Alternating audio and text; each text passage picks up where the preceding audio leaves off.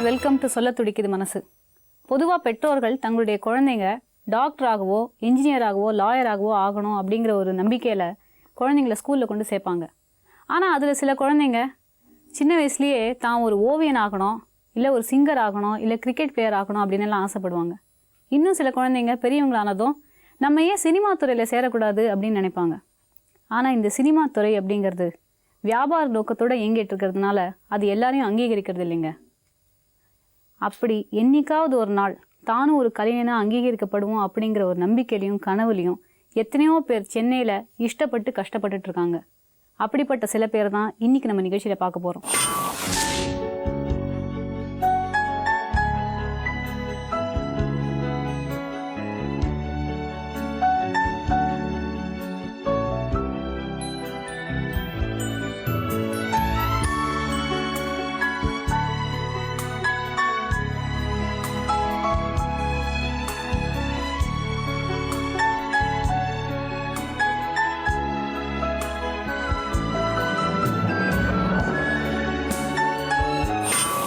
சினிமாவில் நடிக்கணும் அப்படிங்கிறதுக்காக பல ஆண்டுகளாக முயற்சி செஞ்சிட்ருக்காங்க கே சத்யா. அவங்களுடைய கனவு பழிச்சுதா இல்லையான்னு அவங்கள்ட்ட நம்ம கேட்டு தெரிஞ்சுக்கலாம். வணக்கம் சத்யா. வணக்கம். நீங்கள் எந்த ஊர் சத்யா? எனக்கு பட்டுக்கோட்டை. அங்கே தான் பிறந்து வளர்ந்ததுமா? ஆமாம், அது பக்கத்தில் ஒரு சின்ன கிராமம். பிறந்து வளர்ந்து படித்தது எல்லாம் அங்கேயே. என்ன படிச்சிங்க நீங்கள்? நான் வந்து பிஎம்மும் முடிச்சிருக்கேன். இப்போ வந்து ஹெர்பல் பிசியோதெரபிஸ்ட் பண்ணியிருக்கேன்.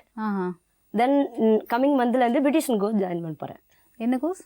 பியூட்டிஷியன் கோர்ஸா? ஸோ நீங்கள் பிஎம்எம்னா பேச்சுலர் ஆஃப் மார்க்கெட்டிங் மேனேஜ்மெண்ட். அது எந்த வருஷம் முடிச்சிங்க? அது ஆக்சுவலாக சிட்டிக்கு வந்து தான் முடித்தேன். இங்கே ஸ்டார்ட் பண்ணேன் யூனிவர்சிட்டியில், ஓப்பனில் போட்டிருந்தேன். போட்டு சிட்டிக்கு வந்து தான் முடித்தேன். ஆக்சுவலி முடிச்சு 2 years ஆகுது. சினிமாவில் நடிக்கணும்னு ஆசைப்பட்டீங்கன்னு கேள்விப்பட்டோம். அதை பற்றி கொஞ்சம் சொல்லுங்களேன். சினிமாவில் நடிக்கணுங்கிறது வந்து நான் சின்ன வயசுலேயே ஸ்கூல்ல எல்லாம் அந்த ட்ராமா ஆக்டிங் இது மாதிரி பண்ணி எனக்கு ஒரு இன்ட்ரெஸ்ட் இருந்துச்சு.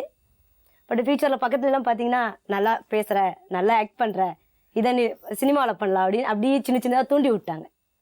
பட் எங்கள் ஃப்ரெண்ட்ஸ் எல்லாம் சொன்னாங்க, சென்னை போனால் இதில் நல்லா இது பண்ண முடியும், பட் இங்கே எதுவும் பண்ண முடியாது அப்படின்ட்டு. இப்படி யதார்த்தமாக வந்து சென்னையில் ஒரு ஃப்ரெண்டு இருந்தாங்க. நான் அவங்க வீட்டில் வந்து ஸ்டே பண்ணிவிட்டு ஜஸ்ட்டு எப்படி ஒரு என்கொயரி எடுத்துகிட்டு போகலாம். ஏன்னா நான் மார்க்கெட்டிங் மேனேஜ்மெண்ட் படித்தது, எதையுமே ஒரு என்கொயரி எடுத்து தான் பண்ணுவோம். ஸோ என்கொயரி எடுத்து பார்த்துட்டு அப்புறம் வீட்டுக்கு போகலான்னு சொல்லிட்டு ஃப்ரெண்டு வீட்டுக்கு வர சொல்லிட்டு அப்பக்கிட்டலாம் சொல்லிட்டு வந்திருந்தேன். பட் வந்து பார்க்கும்போது ஃபீல்டு வந்து கொஞ்சம் நம்ம உள்ளே போய் நுழையிறது கொஞ்சம் ரிஸ்க்கு. நம்ம அப்படி பண்ணும்போது நம்ம இண்டிவிஜுவலாக பண்ணணும். ஏன்னா இன்னொரு இடத்துல இருந்து பண்ணும்போது நம்ம அன்டயத்தில் வரணும் போகணும், அது அவங்களுக்கு டிஸ்டர்பன்ஸாக இருக்கும். ஸோ அதுக்கப்புறம் நான் ஓனாக ஒரு ஹவுஸ் எடுத்துகிட்டு ஸ்டே பண்ணிட்டு இருந்தேன். ஓரளவு ரீச் ஆகும்போது அவங்களுக்கு சொன்னேன், நான் ஃபிலிம் பண்ணிகிட்ருக்கேன், வாய்ப்பு கிடச்சிருக்கு. ஏன்னா ஃபஸ்ட்டு அவங்க எப்படி எடுத்துப்பாங்க அப்படின்னு கொஞ்சம் யோசிச்சுட்டே இருந்தேன். அதுக்கப்புறம் நான் சொல்லும்போது அவங்க அப்செட் பண்ணிக்கிட்டாங்க. வீட்டு வாடகை கொடுக்கறதுக்குலாம் என்ன பண்ணீங்க? ஃபஸ்ட்டு அதான் சொல்கிறேன், வீட்டு வர ஃப்ரெண்டு வீட்டில் ஒரு 15 days இருந்தேன் இல்லைங்களா. அப்போ அந்த ஏஜென்ட்டுங்களாம் மீட் பண்ணி ஃபஸ்ட்டு ஏவிஎம் தான் நான் என்ட்ரானேன். அங்கே போயிட்டு ஏஜென்ட்டுங்களாம் மீட் பண்ணி கொஞ்சம் நம்பர்லாம் கொடுத்துட்டு வந்திருந்தேன். இப்போ அவங்க அடுத்த நாள்லாம் கால் பண்ணி காலேஜ் ஸ்டூடெண்ட் மாதிரி அட்மாஸ்பியர் கேரக்டர்மா அப்படின்னு சொன்னாங்க. சரி உள்ளே ஃபஸ்ட்டு போயிட்டா நமக்கு என்ன ஏது கொஞ்சம் எக்ஸ்பீரியன்ஸ் கிடைக்கும் அப்படின்னு சொல்லிட்டு அப்போ நான் வந்திருந்தேன். வந்துட்டு அப்போ இதெல்லாம் திருப்பதி, சிவாஜி இந்த மாதிரி படங்களில் வந்து ஃபுல்லாக பேக்ரவுண்ட் ஆர்டிஸ்டாக பண்ணிட்டு இருந்தோம். அப்போ அதில் டெய்லி வந்து ஒரு 110 கொடுப்பாங்க. 100 கையில் கொடுப்பாங்க, 10 எல்லாம் கொடுக்க மாட்டாங்க சேஞ்ச் இல்லாமல். ஸோ அந்த 100 சேவ் பண்ணி ஏன்னா ஃபுட்டில் அவங்க ப்ரொடக்ஷன்லேயே கொடுத்துருவாங்க இல்லைங்களா. ஸோ அப்படி இது பண்ணிவிட்டு நான் ஸ்டார்டிங் வீடு எடுக்கும்போது 500 தான் ரெண்டு. ஸோ என்ன வருஷம் இது? 2006 ஜனவரி, நியூ இயர் அன்னைக்கு வீடு எடுத்தேன் நான். சரி, இப்போ நீங்கள் வீடு எடுக்கும்போது அவங்கள்ட்ட நீங்கள் என்ன வேலை பார்க்குறதா சொல்லியிருந்தீங்க? ஷூட்டிங் போகிறேன்னு தான் சொன்னேன். ஷூட்டிங் போகிறதுக்காக சென்னை வந்திருக்கேன். அவங்க வந்து ஆக்சுவலி ஷூட்டிங்க்கு வீடு கொடுக்குறவங்க தான். அவங்க வந்து ஒரு சிங்கிள் லேடி அப்படி நாங்கள் தர முடியாது, நாளைக்கு என்ன ப்ராப்ளம்னா எங்களுக்கு யாரு கேர் அப்படி சொன்னாங்க. அப்போ வந்து அவங்களுக்கு தெரிஞ்ச ஒரு நண்பர் வந்து என்னோட ஆக்டிவிட்டின்னு பார்த்தவங்க, இந்த பொண்ணு நல்ல கேரக்டர், அதுக்கு நான் கேரண்டி அப்படின்ற. நான் சொன்னேன், உங்களுக்கு நான் 1 month இருக்கேன், என்னுடைய ஆக்டிவிட்டிக்கு பிடிச்சா எனக்கு வீடு இருக்கட்டும், இல்லை கேன்சல் பண்ணிடலாம் அப்படின்னு சொல்லி. வேற யாருமே சேர்ந்துலாம் தங்கல? எனக்கு அது இப்போன்னு இல்லை மேடம், சின்ன வயசுலேருந்து எங்கேயும் போகிறது வர்றது எப்பயுமே கூட்டு சேர்றது பிடிக்காத விஷயம். லாபமோ நஷ்டமோ தனியாக போராடணும், 1 man show மாதிரி எந்த விஷயத்தும் அப்படிதான். ஸோ அதில் வந்து ஏன்னா அப்பா அந்த மாதிரி என்னை போல்டாக அந்த மாதிரியே வளர்த்து பழக்கிட்டாங்க. ஸோ அந்த மாதிரி நான் வந்து வீடு எடுத்து தங்கியிருந்தேன். அப்போ மந்த்லி என்ன ஒரு 10 days ஒரு மாதிரி ஒர்க் இருக்கும். முதல்ல வீட்டு ரெண்டு கொடுத்துட்டு 10 நாள் சாப்பிடுவோம், 10 நாள் சாப்பிட மாட்டோம். அந்த மாதிரிலாம் நிறைய ரிஸ்க் இருந்துருக்கு. பட் அந்த பேக்ரவுண்ட் ஆர்டிஸ்ட் கூட நாங்கள் ஸ்பாட்டுக்கு போய் ரிட்டர்ன் வந்துடுவோம். டெய்லி கிடைக்குமா வேலை? டெய்லி இருக்காது, ஒரு 10 days 15 days அப்படி கிடைக்கும். அதுக்கு கூட ஸ்பாட்டுக்கு போய் ரிட்டர்ன் வருவோம். இவங்க ரொம்ப பிளாக்கா இருக்காங்க, ரொம்ப ஷார்ட்டா இருக்காங்க, இது மாதிரி நம்மளை விட மோசமா இருப்பாங்க, அவங்களே எடுத்துப்பாங்க. அது என்ன ரீசன் நமக்கு தெரியாது, பட் நம்மளை அவாய்ட் பண்ணுவாங்க. அப்போ நான் வீட்டில் வந்துட்டு யோசிப்பேன், இன்னைக்கு நம்மளை போன்னு சொல்லியிருக்காங்க, அவங்க நாளைக்கு வான்னு கூப்பிட்ற ரேஞ்சு வரணும். ஏன்னா எனக்கு ஒருத்தவங்க அவாய்ட் பண்ணுறாங்க அப்படின்னாலே ஓகே இந்த மாதிரி avoid முடிஞ்சு பண்ண- போச்சு, நம்ம இந்த ஒர்க்கு நமக்கு வர வேணாம் அப்படின்னு மட்டும் உட்கார மாட்டேன். நான் ஒரு விஷயத்துல இறங்கிட்டா லாபம் நஷ்டமா முழுசா போராடிடுவேன். இல்ல இந்த மாதிரி அவாய்ட் பண்ண ஏதாவது ஒரு சம்பவம் சொல்லுங்க. கேரக்டருக்கு வந்து நம்ம வந்து போட்டோஸ் கொடுத்து செலக்ட் ஆகி சூஸ் ஆகி என்ன ரோல் நீ பண்ண போற, என்ன டயலாக் பேச போற, இவங்க கூட தான் உனக்கு காம்பினேஷன், இப்படியெல்லாம் சொல்லி நான் போய் ரிட்டர்ன் வந்திருக்கேன். அதுமே கோயம்புத்தூர் போய் ரிட்டர்ன் வந்திருக்கேன். போய் இறங்கிட்டு அடுத்த ட்ரெயின் பிடிச்சி எனக்கு வேணாம் அப்படின்னு சொல்லிட்டு நான் வந்திருக்கேன். ஓ உங்களுக்கு வேணா நீங்க சொல்லிட்டு வந்திருக்கீங்களா? அவங்க இங்க பேசுன மாதிரி அங்க போயிட்டு வேற மாதிரி ரூல்ஸ் அண்ட் ரெகுலேஷன் பேசுறாங்க. நம்ம போனா நமக்கு ஆக்டிங் நம்ம பர்ஃபார்ம் சரியில்லை, ஆக்ட் பண்ண தெரிலன்னு சொன்னா அது வேற விஷயம். பட் அதெல்லாம் எதுவுமே இல்லை, அவங்க வேற மாதிரி பேசுறாங்க. அப்போ அது நமக்கு செட் ஆகாம வேணாம் சார் நான் கிளம்புறேன் சார் சொல்லிட்டு கிளம்பிடுவேன். ஓகே அந்த மாதிரி நீங்க ரிட்டர்ன் ஆயிட்டீங்க. ரிட்டர்ன் இது மாதிரி அவுட்டோர் போய் 2-3 ஃபிலிம்க்கு நான் ரிட்டர்ன் வந்திருக்கேன். அதெல்லாம் ஸ்டார்டிங்ல. அதுக்கப்புறம் நான் தெளிவா பேசுறேன், இப்படின்னா மட்டும் கூப்பிடுங்க, அப்படி இல்லையா கூப்பிடாதீங்க அப்படின்னு ஓப்பனாவே பேசிடுவேன். அதுக்கப்புறம் பாத்தீங்கன்னா சரி நம்ம ஜெயிக்கணும், எப்படி பண்ணலாம் அப்படின்னு சொல்லிட்டு இப்போ ஒரு 10 days ஒர்க் பண்றோம் அப்படின்னாக்கா அதுல ஒரு 2 days சேலரி எடுத்துட்டு போட்டோஸ் எடுத்துட்டு ஆட்டோ பிடிச்சிட்டாங்க எங்க இல்லைன்னா ஃப்ரெண்டோட வண்டி எடுத்து சொல்லிட்டு பெட்ரோல் போட்டுட்டு அப்படி போய் அவங்க ஒரு கம்பெனியா போய் போட்டோஸ் கொடுத்துருவோம். சாப்பாட்டுக்குள்ள ரொம்ப கஷ்டப்பட்டிருக்கோம் நாங்க. ஏன்னா நம்ம ரீச் ஆகுற வரைக்கும் இருந்தாகணும்னு சொல்லிட்டு. ஈவன் சென்னையில வந்து ஒரு டம்ளர் கூல் சாப்பிட்டு வாழ்ந்த காலம் நிறைய இருக்கு. நான் லைஃப்ல எல்லாம் மறக்கவே மாட்டேன்.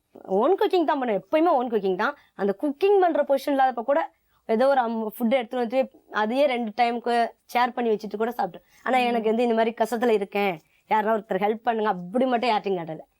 எனக்கு ஒர்க்கு வேணும் கேட்பேன், ஷூட் வேணும் அது வேணும் இது வேணும். யாருன்னா வந்து உனக்கு ஷூட்டே போல எப்படிமா சமாளிக்கிறேன், எதனா கேஷ் ஹெல்ப் வேணுமானா கடன் ஆக்காதீங்க எனக்கு ஒர்க்கு கொடுங்க இப்படிதான் கேட்பேன். கடன் என்னைக்கு நான் தானே கடன் தீர்க்கணும், அதுக்கு பதில் நீங்க வேலையை கொடுத்தரல அப்படின்னு. இப்ப வேலை இல்லாத நாட்கள்ல நீங்க வேற எதுவும் வேலை பண்ற மாதிரி உங்களுக்கு ஐடியாவே வந்தது இல்லையா? அப்படி கிடையாது, நான் எப்பயுமே சைட்ல என்ன பண்ணிட்டு ஆனா சென்னைக்கு வந்த புதுசுல எனக்கு யாரை மீட் பண்ணி என்ன பண்ணணும்னு தெரியாது. தெரியல. அப்படி இருக்கும்போது இடையில பாத்தீங்கன்னா டே நைட் ஷூட் கிடைச்சது ஒரு 1 month. அப்போ வந்து டே நைட் ரொம்ப ஹார்ட் ஒர்க் பண்ணி, ஏன்னா ரொம்ப நம்ம இடையில எல்லாம் அமௌண்ட் எல்லாம் இல்லாமல் ரொம்ப கஷ்டப்படுறோம், இப்போ கொஞ்சம் சேவ் பண்ணி வைக்கலாம் அப்படின்னு சொல்லிட்டு ஹார்ட் ஒர்க் பண்ணும்போது பாடி ரொம்ப ஹீட் ஆகி அம்மா போட்டு ரொம்ப எழுந்துக்கவே முடியாம அன்கான்சியஸ்லாம் போய் 1 weekலாம் இருந்திருக்கேன். அந்த பொசிஷன்ல பாடி ஃபுல்லா தழும்புலாம் வந்துட்டு வெளியில போக முடியல, ஷூட் அட்டன் பண்ண முடியல. அப்பெல்லாம் வந்து டைலரிங் கடையில வந்து அந்த பிளவுஸ் எல்லாம் எடுத்துட்டு ஸ்டிச் ஒர்க் எல்லாம் பண்ணிட்டு. உங்களுக்கு தெரியுமா அதெல்லாம்? நான் டைலரிங் முடிச்சிருக்கேன். அது மாதிரி வந்து எல்லாம் பண்ணி அந்த மாதிரி ஹேண்ட் அதுக்கு கூட அவங்க வந்து யாருன்னா ஒருத்தர் கேரண்டி கேட்டாங்க. ஏன்னா நான் உங்களை நம்பி ஒரு 10 பிளவுஸ் கொடுக்குறீங்க, அதை எடுத்துட்டு எஸ்கேப் ஆயிட்டா எனக்கு யார் கொடுப்பா, அதனால அதுக்கு ஒரு கேரண்டி ஒருத்தவங்க. அது மாதிரிலாம் கஷ்டப்பட்டு வாழ்ந்துருக்கேன். என்னைக்கும் நான் அதை மறக்கவே மாட்டேன், என்னைக்குமே அதை வந்து நினைச்சு பார்ப்பேன். அப்பா வந்து 40 yearsல மேரேஜ் பண்ணாங்க. இன்னைக்கு பாத்தீங்கன்னா ஒரு பெரியார நேர்ல பாக்குற மாதிரி இருக்கும் அப்பாவோட கேரக்டர் தோற்றம் எல்லாமே. அது எப்படி சொல்றது, காந்தியவாதி. இன்னைக்கும் கதர் தான் உடுத்துவாங்க, கதர் கடையில எல்லாமே வாங்குவாங்க. என்னோட ஹேபிட் அதே தான், இன்னைக்கு அவங்களுடைய இதை அப்படியே நான் ஃபாலோ பண்ணிட்டு இருக்கேன். ஸோ அவங்களுக்கு அந்த கொள்கை பற்று தமிழ் இதெல்லாம் ரொம்ப பிடிக்கும். அம்மாவும் அது அது அம்மா வந்து எதுவுமே பிரச்சனை, அம்மா வந்து அப்பா கிட்ட கேட்டுக்குமா அவ்வளவுதான். அப்பா என்ன சொல்றாங்களோ அதான், அம்மாவுக்குன்னு எதுவும் தனி இது கிடையாது. ஏன்னா அம்மாவுக்கு வந்து பாத்தீங்கன்னா அப்பா அம்மா யாரும் கிடையாது, அவங்க இன்னொரு வீட்டுல வளர்ந்தவங்க. ஸோ அப்பா தான் பேமெண்ட் எல்லாம் கொடுத்து மேரேஜ் பண்ணி வந்தாங்க. ஸோ அதுல இருந்து அப்பா வந்து அவங்களே ஒரு தன்னுடைய குழந்தை மாதிரி தான் கவனிச்சுட்டு வராங்க இன்னை வரைக்கும். எங்கேயும் ஒரு பொருள் கூட வெளில போய் வாங்க தெரியாது. ஆனா நான் அப்படியே ஆப்போசிட். சின்ன வயசுல இருந்து அப்பா எங்க போனாலும் எல்லா இடத்தையும் கூட்டு போய் எல்லாம் காமிச்சேன். ஒரு டைம் காமிச்சுட்டா பார்த்தது நான் ஃபாலோ பண்ணிடுவேன். இப்போ உங்களை வந்து ஸ்க்ரீன்ல முதல் தடவை உங்க அப்பா அம்மா பார்த்த போது நீங்க கூட இருந்தீங்களா? இல்ல நான் கூட இல்ல, நான் ஒரு டைம் ஃபோன் பண்ணி சொன்னேன், அப்பா இந்த இதுல வரேன் பாருங்கப்பா அப்படி சொல்லி. அப்பா பார்த்தாங்க, நல்லா இருக்குமா அப்படின்ட்டு. இந்த தீபாவளி தான் எங்க வீட்டுல டிவியே வாங்கியிருக்கோம். இதுக்கு முன்னாடி இத்தனை வருஷத்துல எங்க வீட்டுல டிவியே கிடையாது. ஓகே, இத்தனை வருஷத்துல டிவியே கிடையாது. அதனால அந்த மாதிரி அது வந்து அப்பா சின்ன வயசுல இருந்து எப்படின்னா அந்த டிவி பார்த்துட்டு அது மாதிரிலாம் பண்ணிட்டு டைம் வேஸ்ட் பண்ணிடுவோம். அவங்களுக்கு எப்பயும் படிக்கணும், எதனா கத்துக்கணும். ஸ்கூல் லீவ்னா கூட அந்த 2 month கேப்ல கூட டைலரிங் டைப்ரைட்டிங் இந்த மாதிரி எதனா பண்ண சொல்லி அனுப்பிச்சிட்டே இருப்பாங்க. ஏன்னா பிள்ளைங்க வந்து சும்மா அப்படியே கூட்டு சேர்ந்து கெட்டு போயிடும். நீங்க மட்டும் இல்ல, இப்போ உங்க தங்கைங்களும் இது மாதிரி தான், எல்லாருமே அது மாதிரி தான். பட் மற்ற பசங்க அவ்வளோ டேலண்டா எல்லாமே எடுத்துட்டு போல ஒரு லெவலோட இது பண்ணிட்டாங்க. இப்போ தங்கையில பாத்தீங்கன்னா 2 பேருக்கு மேரேஜ் முடியும், தான் ஃபேமிலி மெயின்டைன் பண்றேன். 2 பேருக்கு மேரேஜ் முடிச்சுட்டு 2 பேருக்கு குழந்தைங்க இருக்காங்க. இன்னும் ஒரு தங்கை தான் இருக்காங்க. இப்போ அவங்களும் 2 months என் கூட தான் இங்க இருக்காங்க. சரி சத்யா, உங்களுடைய மேரேஜ் பத்தி நீங்க என்ன பிளான் வச்சிருக்கீங்க? ஆக்சுவலி எனக்கு மேரேஜ் வந்து என்கேஜ்மெண்ட் முடிஞ்சாச்சு, 3.5 years ஆகுது. பட் நான் ஃபிலிம்ல எதனா ஒரு இது ரீச் ஆகிட்டு தான் மேரேஜ் பண்ணணும் அப்படின்னு சொல்லி ஆரம்பத்திலே நான் சொல்லிட்டேன். ஸோ எனக்கு நீ என்கேஜ்மெண்ட் முடிஞ்சிட்டு இந்த இயர் எண்டுக்குள்ள மேரேஜா நான் டேட் இன்னும் ஃபிக்ஸ் பண்ணல. என்னுடைய காட் கிஃப்ட் வந்து என்னுடைய அப்பா, எல்லாத்துக்கும் என்னுடைய பேக் போன். அப்பான்னு சொல்றதை விட நல்ல ஃப்ரெண்டு சொல்லலாம், அவ்வளோ சப்போர்ட்டிவ் எனக்கு. சேம் அதே மாதிரி இப்போ மாமாவும் அதே மாதிரி தான், எல்லாம் நல்ல சப்போர்ட்டிவ். நீங்க ஃபிலிம் இண்டஸ்ட்ரியில வந்து ரீச் பண்ணணும்னு சொன்னீங்கல்ல, உங்களோட பிளான் என்ன, உங்களோட எய்ம் என்ன ரீச் பண்ணணும் நீங்க? என்னுடைய ஆசைன்னு பார்த்தீங்கன்னா நல்ல ஒரு காமெடி ஆர்டிஸ்ட்னு வரணும். ஏன்னா அது எந்த வயசுலையும் பண்ண முடியும். இப்போ வேற எந்த கேரக்டர் எடுங்க, ஒரு ஹீரோயின் எடுங்க, சட்டன் ஏஜுக்கு அப்புறம் ஹீரோயின் பண்ண முடியாது. ஒரு சிஸ்டராக அதுவும் சட்டன் ஏஜுக்கு அப்புறம் பண்ண முடியும். ஸோ ஒரு ஒரு ரோலுக்கும் ஒரு ஒரு ஏஜ் மாறிடும். பட் காமெடி மட்டும் பார்ட்டி ஆகி கூட பண்ண முடியும். ஸோ ஃபீல்டில் கடைசி வரையும் ஸ்ட்ரில்லிங்காக இருக்கணும் அப்படிங்கிறதுனால நான் காமெடி தான் சூஸ் பண்ணியிருக்கேன். காமெடி ஒரு சில படங்களே பண்ணியிருக்கேன். பட் நிறைய வந்து கேரக்டர் வைஸாக தான் வருது. நிறைய கேரக்டர். அதே எங்கள் மாமா ஒரு கிண்டலாக சொல்லுவாங்க, உனக்கு என்ன கிடைக்கிறதெல்லாம் வேலைக்காரி, பிச்சைக்காரி, பைத்தியக்காரி, பூக்காரி இப்படி தான் கிடைக்குமா? ஏன்னா இது மாதிரி இது சீன் நான் நடிச்சதெல்லாம் பார்த்துருக்காங்க.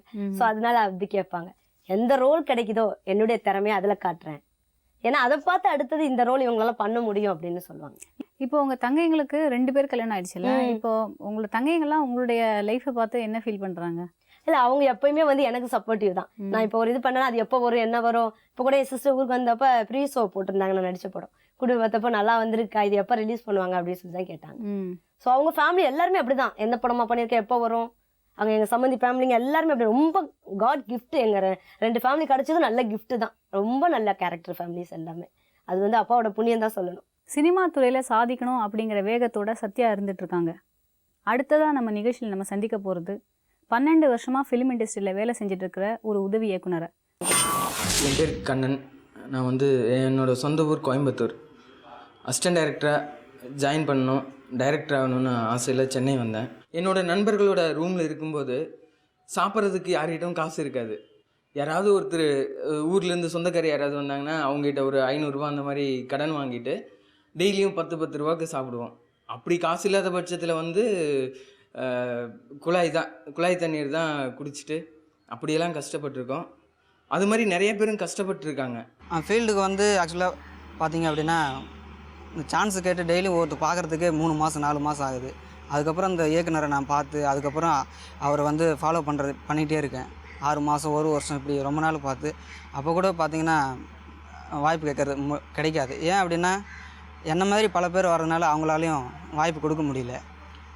அதுக்கப்புறம் ஒரு எங்கேயாவது சின்ன கம்பெனி அந்த மாதிரி கம்பெனியில் போய் நான் ஜாயின் பண்ணி அந்த படம் பார்த்திங்கன்னா அவங்க பண்ணுறாங்க 4 வருஷம் 5 வருஷம் அப்படி பண்ணிகிட்ருக்காங்க.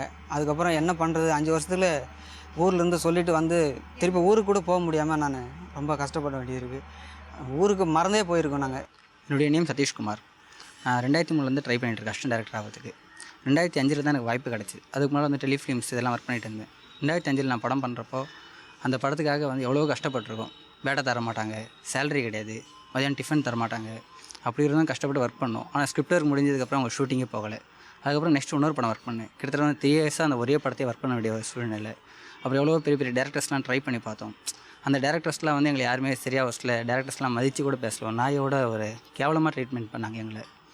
நெக்ஸ்ட் ஒரு படம் பண்ணி சேலரி கிடையாது. இருந்தாலும் அந்த படத்துக்காக 2 வருஷம் கஷ்டப்பட்டு அந்த படம் ரிலீஸ் ஆகலை. வீட்டிலலாம் பார்த்தீங்கன்னா ரொம்ப திட்டாத குறை, அடிக்காத குறை தான், வீட்டோட துறதாத குறை தான். இருந்தாலும் வந்து சினிமாக்காக வந்து அவங்க திட்டத்தை எல்லாத்தையுமே நாங்கள் தாங்கிக்கிட்டு கஷ்டப்பட்டுக்கிட்டு முயற்சிகள் பண்ணிக்கிட்டு இருக்கோம். இப்போ நம்ம நிகழ்ச்சியில் நம்ம சந்திக்க போகிறது காமராஜ். இவர் சினிமா இண்டஸ்ட்ரியில் உதவி இயக்குனராக வேலை செஞ்சுட்டு இருக்காருங்க. 12 வருஷமாக தானும் ஒரு இயக்குனர் ஆகணும் அப்படிங்கிற கனவில் கோடம்பாக்கத்தை வலம் வந்துட்டுருக்காரு. அந்த கனவை பற்றி இன்றைக்கி நம்மக்கிட்ட பேசுறதுக்காக வந்திருக்காரு. அவரை இப்போ சந்திக்கலாம். வணக்கம் காமராஜ். வணக்கம். உங்களுடைய சினிமா கனவு எப்போ ஏற்பட்டது, எப்படி ஏற்பட்டது? பள்ளி படிப்புலேயே ஆரம்பித்தது. அது ஸ்கூலில் ட்ராமா போடுறதுல ஆரம்பிச்சது.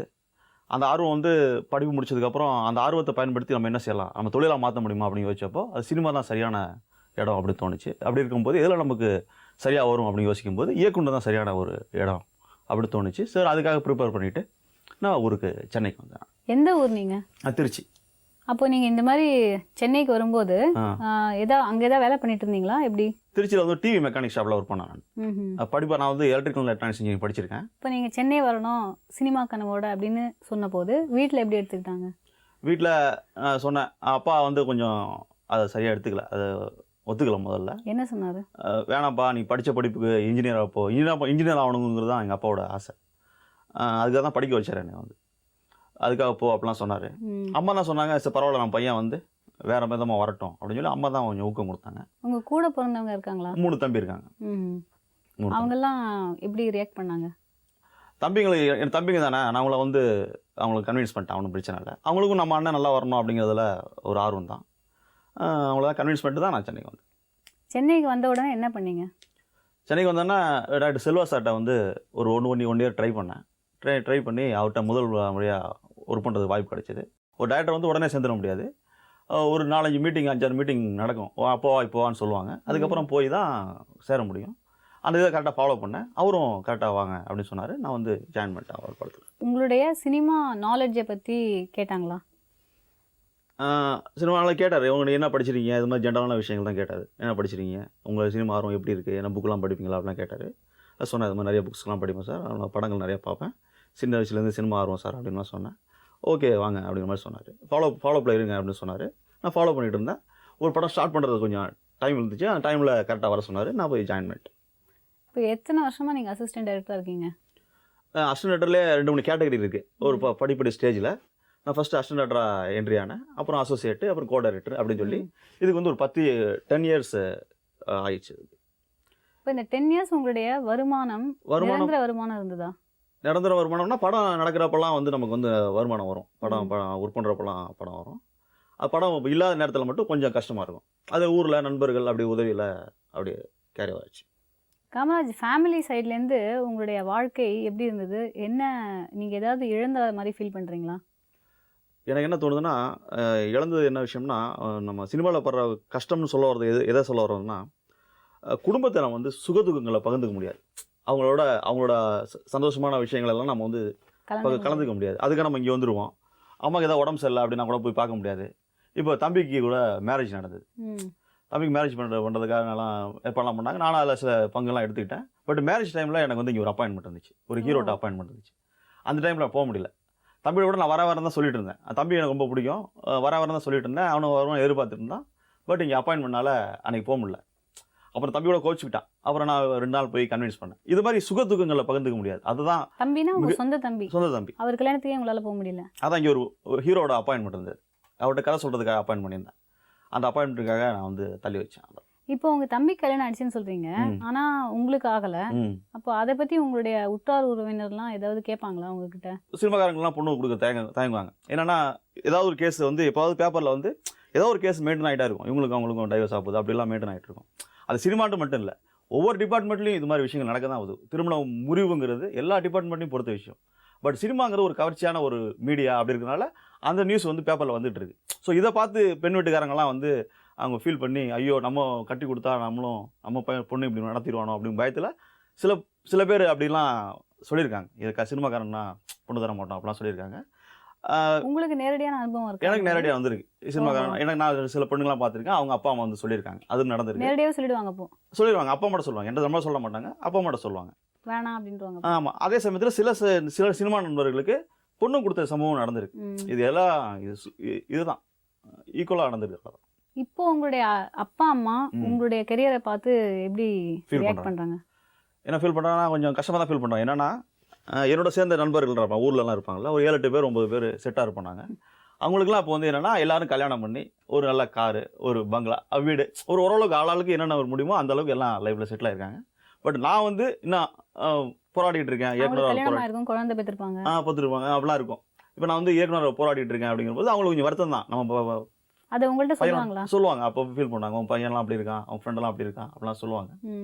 எனக்கு என்னன்னா, நான் வந்து திரும்ப அவங்க பதிலாக சொல்லுவேன். ஏன்னா அவங்க வந்து சொத்து எல்லாம் சேர்த்துருக்கிறது அவங்க வச்சிருக்கேன், அவங்க பாயிண்ட் ஆஃப் வியூ அது.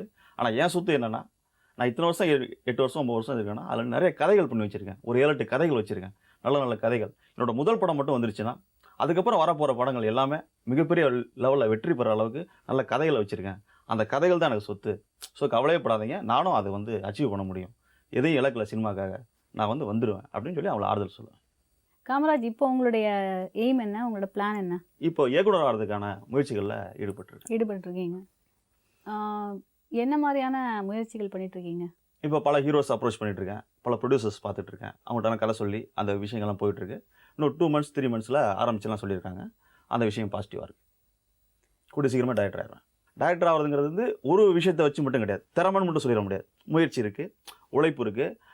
நம்ம வந்து ஒரு ப்ரொடியூசரை அப்ரோச் பண்ணோன்னா அவங்களுக்கு அந்த மாதிரி கதை வந்து பிடிச்சிருக்கணும். அவங்களும் வந்து அந்த கதையை வந்து எல்லாமே கூடி வரணும். பல பாயிண்ட்ஸ் சம்மந்தப்பட்ட விஷயம் இயக்குனர் ஆகிறதுங்கிறது. ஸோ நம்ம வந்து ஒரு காலகட்டத்தை வந்து 2000க்குள்ளே 2010க்குள்ளே 2020க்குள்ளே அப்படின்னு சொல்லி ஃபிக்ஸ் பண்ணவே முடியாது. நாளைக்கே ஆயிடலாம், இல்லை 1 மாதம் ஆகலாம், ஒரு வருஷம் கூட ஆகலாம். ஆனால் கூடிய விரைவில் ஆயிரும் அப்படிங்கிற ஒரு நம்பிக்கை தான். காமராஜோட பேச்சிலேயே ஒரு உற்சாகமும் நம்பிக்கையும் தெரியுதுங்க. அவருடைய சினிமா லட்சியம் நிறைவேறணும் அப்படின்னு இந்த நிகழ்ச்சியின் சார்பாக நாங்கள் வாழ்த்து தெரிவிச்சுக்கிறோம். அடுத்ததாக தன்னுடைய நிரந்தர வேலையை விட்டுட்டு சினிமாவில் ஒரு பெரிய வில்லனாக ஆகணும் அப்படிங்கிற கனவுல வீட்டை விட்டு ஓடி வந்த சம்பத் அப்படிங்கிறவரை சந்திக்கலாம் விதாஸ். என் பேர் வந்து சேதுராமன். அந்த ஃபீல்டுக்கு வந்து 13 வருஷம் ஆச்சு. சினிமாவில் ஜெயிக்கணும் அப்படிங்கிற வெறினாலே நான் ஊர்லேருந்து வந்திருக்கேன். வந்து இங்கே வந்து சினிமாவில் வாய்ப்புகள் கிடைக்காம கிட்டத்தட்ட ஒரு மாதம் 2 மாதம் 3 மாதம் ஒவ்வொரு ஆஃபீஸும் ஏறி இறங்கி ரொம்ப கஷ்டம், வேலையில் எதுவும் கிடைக்காம ஹோட்டலில் டீக்கெல்லாம் வேலை பார்த்து முயற்சி பண்ணி சினிமாவில் ஜெயிக்கணும்னு தான் நினச்சி அப்புறம் ஒரு இடத்துல கிடைச்சது வாய்ப்பு. அங்கே போய் ஒர்க் பண்ணேன், அசிஸ்டண்ட்டாக ஒர்க் பண்ணேன். அங்கே ஒர்க் பண்ணி முடிச்சுட்டு வெளில வரும்போது எனக்கு ஒரு சாப்பாடு கூட கிடையாது. ரொம்ப கஷ்டப்பட்டோம். என் கூட இருந்த இன்னும் 2-3 அசிஸ்டண்ட்ஸ் எல்லாருமே. ஸோ அவங்களுக்காவது சென்னையில் வீடு, எனக்கு வந்து சிவகங்கை டிஸ்ட்ரிக்ட் பாவனேரி சொந்த ஊர். எந்த சாப்பாடு கூட இல்லாமல் கலர் இல்லை, கிட்டத்தட்ட மறக்க முடியாத சம்பவம். 18-20 நாள் சாப்பாடு இல்லாமல், போடுகிற ட்ரெஸ் இல்லாமல் ரொம்ப அழுது புலம்பி இந்த ஊரில் யாருமே தெரியாமல் கலர்லேயே தூங்கி ஆற்றுல குளிச்சுட்டு, அப்போ கூட நான் வந்து சினிமாவில் ஜெயிக்கணும் தான் முயற்சி பண்ணியிருக்கேன் பட்னி பஷோட. இப்படி சில சம்பவங்களை அப்போயே கடந்தனால மறக்க முடியாத ஒரு சம்பவம். அதுக்கப்புறம் இன்னொரு இடத்துல ஒரு வாய்ப்பு கிடைச்சது. ஷூட்டிங் போயிருந்தோம். அங்கே ஷூட்டிங் போய் எல்லாம் ஒர்க் பண்ணி கஷ்டப்பட்டு எங்களால் முடிஞ்சளவு எல்லா முயற்சியும் ஒர்க் பண்ணோம். எங்களுக்கு சரியான சம்பளம் அங்கேயும் வரல. அங்கேயும் நாங்கள் ரொம்ப கஷ்டப்பட்டு வீட்டு வாடகை கொடுக்க மாதிரி கூட எல்லோரும் சேர்ந்து ஒரு வீடு எடுத்தோம். வீட்டு வாடகை கொடுக்க மாதிரி கூட அவங்க எல்லாம் நடிச்சு விட்டாங்க. இந்த மாதிரி சில சம்பவங்களை என்னால் மறக்க முடியாமல் லைஃப்பில் நான் கண்ணீர் விட்டு அழுதுருக்கேன், நிறைய நாள் அழுதுருக்கேன். ஸோ உண்மையாக போராடுறவங்களுக்கு இந்த சினிமாவில் இன்றைக்கி பேர் கிடைக்கல.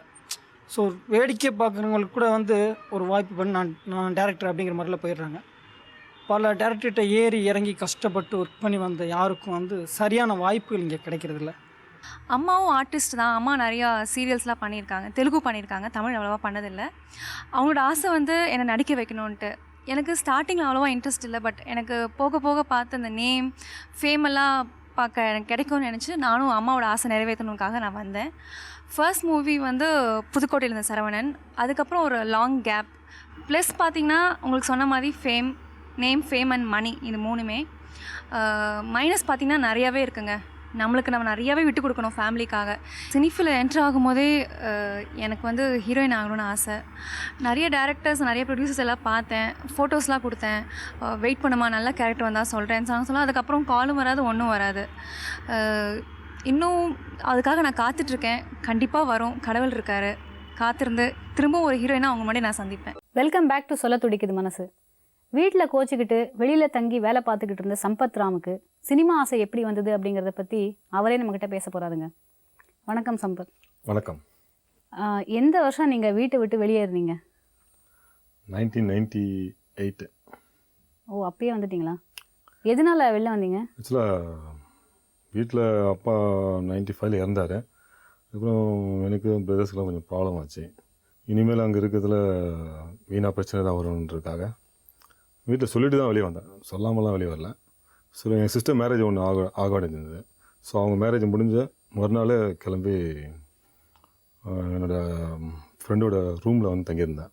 அப்போ வேலை பார்த்துருந்தீங்களா நீங்கள்? அப்போ வந்து ஒரு பேங்க்கோட அசோசியேட் ஆஃபீஸில் கிரெடிட் கார்டு கலெக்ஷன் எக்ஸிக்யூட்டிவாக ஒர்க் பண்ணிட்டு இருந்தேன். ஆக்சுவலாக ஒரு 2-3 இயர்ஸ் அதில் ஒர்க் பண்ணிட்டு இருந்தேன். ஸோ அப்போது ஒர்க் பண்ணும்போது தான் வெளியே வந்தேன்.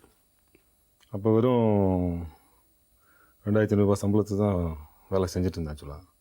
அப்புறம் அங்கே தங்கி இருக்கும்போது ஒரு ப்ரொமோஷன், சின்ன ப்ரொமோஷன் கிடச்சிது ஆஃபீஸ்லேயே. சரி, நான் வீட்டு வெளியே வந்துட்டோம், ஏதாவது ஒன்று சாதிக்கணும் இல்லைங்களா. அதனால் ஆஃபீஸில் ஒர்க் பண்ணும்போது என்னோடய ஒர்க்கை பார்த்துட்டு வேறு டிபார்ட்மெண்ட்டில் போட்டாங்க, வெரிஃபிகேஷன் டிபார்ட்மெண்ட்டில் போட்டாங்க. ஸோ அப்போது ஒரு 10,000 ருபீஸ் சடன் ரைஸ் இந்த சேலரி. ஸோ 10,000 ருபீஸ் சேலரியில் ஒர்க் பண்ணிட்டு இருந்தேன். அப்போவும் வந்து மனசு உள்ள என்னென்னா, ஸோ வீட்டில் பெருசாக வீரப்பா வெளியே வந்துட்டோம், கடைசி வரைக்கும் இந்த மாதிரி சம்பளம் தான் வாங்கிட்டு இருக்க போகிறோமா அப்படிங்கிற ஒரு கேள்வி எனக்கு மனசுக்குள்ளே. ஸ்கூலில் படித்த ஃப்ரெண்டோட மேரேஜ் கோயம்புத்தூரில் நடந்தது. அப்போ எல்லா ஃப்ரெண்ட்ஸும் சேர்ந்து மேரேஜுக்கு போகலான்னு முடிவு பண்ணோம், ஸ்கூல் ஃப்ரெண்ட்ஸ்லாம். நான் அப்போ சொன்னேன், இல்லைடா என்னால் அவ்வளோ மணி போட்டு இப்போ என்னால் வர முடியாத சுச்சுவேஷன், நான் வீட்டு வெளியே வந்திருக்கேன், எனக்கு செலவு பண்ணுறதுக்கு சரியாக இருக்குது, அதனால் வர முடியாதுன்னு சொன்னேன். அதில் ஒரு ஃப்ரெண்டு பிரகாஷ்னு, அவன் சொன்னான், நான் பணம் போடுறேன் நீ வா அப்படின்னா. சரின்னு சொல்லிட்டு நானும் கிளம்பி போனோம் கோயம்புத்தூருக்கு. மேரேஜ் முடித்த பிறகு எல்லாரும் ஊட்டிக்கு போகலான்னு டிசைட் பண்ணோம். அப்பவும் சொன்னேன், என்கிட்ட பணம் இல்லைடா, என்னால் ஊட்டிக்கெலாம் வர முடியாது அப்படின்னேன். இல்லை வா, நான் உனக்கு செலவு பண்ணுறேன்னு சொல்லிட்டு அதே பிரகாஷ் தான் என்னை கூட்டி எல்லாம் சேர்ந்து போனோம். போகிற வழியில் ஆனமலை என்ற ஊரில் மாசாணி அம்மன் கோயில் ஒன்று இருக்குது. வெள்ளிக்கிழமை காலைல ஒரு 7 மணி இருக்கும். எல்லோரும் சேர்ந்து கோயிலுக்கு போகலான்னாங்க. சரி போயிட்டு வரும்போது பெரிய போர்டு ஒன்று போட்டுருந்துச்சு, கைரேகை ஜோசியம் அப்படின்னு. அதே பிரகாஷ் தான் என்ன சொன்னேன், என் ஃப்ரெண்டு பிரகாஷ் என்ன சொன்னாலாம், வாடா உள்ளே போய் பார்த்துட்டு வரலாம் அப்படின்னா. இல்லைடா டைம் ஆகுது, எல்லாம் பசங்களாம் வெயிட் பண்ணிட்டுருக்காங்க, போகலாம் வாடா அப்படின்னா. அவன் கேட்கவே இல்லை. சரின்னு கைரேகை ஜோசியம் பார்க்கலான்னு வீட்டுக்குள்ளே போனோம். ஒரு கரும் கூந்தலோட நல்ல கலரான ஒரு சுவாமி வெளியே வந்தார். அப்போ தான் குளிச்சுட்டு வெளியே வந்தார். என்ன வேணும் அப்படின்னா, ஜோசியம் பார்க்கணும், கைரேகை பார்க்கணும் அப்படின்னா. கொஞ்சம் இருக்கும்ப்பா, அவர் பூஜை முடிச்சுட்டு வந்தார் அப்படின்னா. அப்பவும் சொல்கிறேன் அவங்ககிட்ட, டே வாடா போகலாம், டைம் ஆச்சு, பசங்களாம் வெயிட் பண்ணுறாங்க. உங்களுக்கு ஜோசியத்தில் நம்பிக்கை இருக்குது? நம்பிக்கை இருந்தது, பட் ரொம்ப ஆழமான நம்பிக்கைன்னு சொல்ல முடியாது. எல்லாரும் போல நானும் பார்ப்பேன், இந்த காலை வாங்கி அந்த காலை விட்டுட்டு போயிட்டு இருப்போம், அப்படி தான் இருந்தது. அவரும் பூஜையெல்லாம் முடிச்சுட்டு வந்தார். வந்த உடனே என் கை தான் ஃபஸ்ட்டு கேட்டார். லெஃப்ட் ஹேண்டு தான் நீட்டினேன். நீங்கள் நடிகரா அப்படின்னாரு. இல்லை சாமி, நான் ஒரு ஆஃபீஸில் ஒர்க் பண்ணுறேன், எனக்கு அதுக்கு சம்மந்தமே இல்லை அப்படின்னு. இல்லை நீங்கள் நடிக்கிறீங்க, உங்களுக்கு அந்த இது இருக்குது, நீங்கள் நடிக்கிறீங்க, நல்ல பெரிய நடிகை வரீங்க அப்படின்னா. அந்த வழக்கம் போல் இந்த காலை வாங்கிட்டு இந்த காலை விட்டுட்டு நான் பாட்டு வந்துட்டேன். ஆனால் கூட இந்த பிரகாஷ் மற்ற ஃப்ரெண்ட்ஸுக்கெலாம் சொன்னதுனால எல்லோரும் சேர்ந்து என்னை உசுப்பேற்றி ஊட்டிக்கு போனோன்னே மொதல் வேலை அவங்க எடுத்துகிட்டு வந்த கேமரா, ஹேண்டி கேமரா எல்லாத்தையும் வச்சு என்னை ஷூட் பண்ணி எப்படி இப்படிலாம் இருக்க பாரு அப்படின்னு சொல்லி என்னை போட்டு காமிச்சு எல்லாரும் சேர்ந்து என்னை நல்லா உசுப்பேற்றி ஒரு நடிகனா அங்கேயே என்னை உங்கள் மைண்டில் ஏற்றிட்டாங்க. அந்த டூர் முடிஞ்சு அவங்க வேலையை பார்த்துட்டு போயிட்டாங்க. அதில் ஒரு ஃப்ரெண்டு குமரவேல்னு ஒருத்தன், அப்போது அவன் வந்து ஹைதராபாத்தில் ஒர்க் பண்ணிட்டு இருந்தான். அவன் ஒரு கம்ப்யூட்டர் இன்ஜினியர் ஆக்சுவலாக. அங்கே ஒர்க் பண்ணிட்டு இருந்தான். அவன் தான் சொன்னான், நான் என் ஃப்ரெண்டு ஒருத்தர் சங்கரோட அசோசியேட்டு, அவர்கிட்ட கூப்பிட்டு போய் உன்னை இன்ட்ரடியூஸ் பண்ணுறேன், அவர் உன்னை கைட் பண்ணுவார் அப்படின்னா. ஸோ என்னோடய தொல்லை தாங்க முடியாமல் 3 மாதம் கழிச்சு அவனே வந்தான். வந்து என்னை கூட்டிகிட்டு போயிட்டு டைரக்டர் சங்கரோட அசோசியேட் மிஸ்டர் இப்போ வெயில் அங்காடி தேர் இதெல்லாம் டைப் பண்ணார். அவர் வீட்டுக்கு கூட்டின்னு போயிட்டு என்னை இன்ட்ரடியூஸ் பண்ணான். இன்ட்ரடியூஸ் பண்ணிட்டு அவனும் போயிட்டான். நான் ரெகுலராக அவரை ஃபாலோ பண்ணிகிட்டே இருந்தேன். அவரும் இப்போ சொல்கிறேன் அப்போ சொல்கிறேன் சொல்லிட்டு இருந்தார், ஃபாலோ பண்ணிட்டு இருந்தேன். ஆனால் அவர் ஒரு வார்த்தை சொன்னார், என்னை மட்டுமே நம்பிட்டு இருந்தீங்கன்னா எதுவும் நடக்காது. நான் எப்போ படம் பண்ணணும் அப்போ தான் கொடுக்க மாட்டோன்னு தெரியாது. நான் எப்போ படம் பண்ணணும் எனக்கே தெரியாது. அப்போ பண்ணும்போது தான் நான் கொடுக்க முடியும் உங்களுக்கு. நீங்கள் என்ன பண்ணுங்கள், ஃபஸ்ட்டு ஸ்டில் எடுங்க. ஸ்டில் எடுத்து உங்கள் ஃபோட்டோஸை கம்பெனியாக போய் டைரக்டருங்களையும் ப்ரொடியூசரையும் பார்த்து கொடுத்து வாய்ப்பு கேளுங்க.